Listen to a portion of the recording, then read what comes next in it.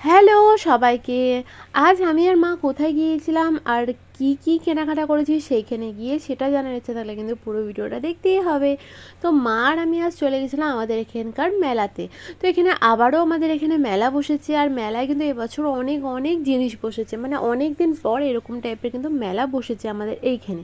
তো যেমন ফোনের কভার, সোয়েটার, ট্যাক স্যুট, মেয়েদের জামা, অনেক কিছু বসেছে। তো যাই হোক, আমি এখান থেকে কিন্তু একটা সোয়েটার কিনে নিয়েছিলাম।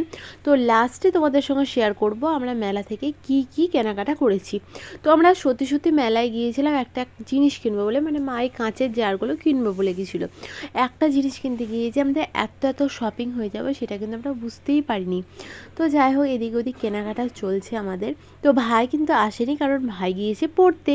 তো ভাইও নিশ্চয়ই একদিন আসবে মেলা দেখতে। তো মা এখান থেকে ব্যাগগুলো দেখছিল, আমরা সামনেই ঘুরতে যাব তার জন্য একটু দেখছিল।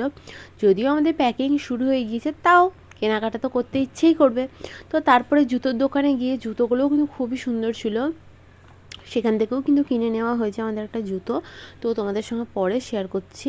তো তারপরে বেরিয়ে আসছিলাম, সেখানে দেখছিলাম কি সুন্দর সুন্দর ট্যাক্সুট। তো ভাইয়ের জন্য এখান থেকেও একটা ট্যাক্সুট কেনা হয়েছিল।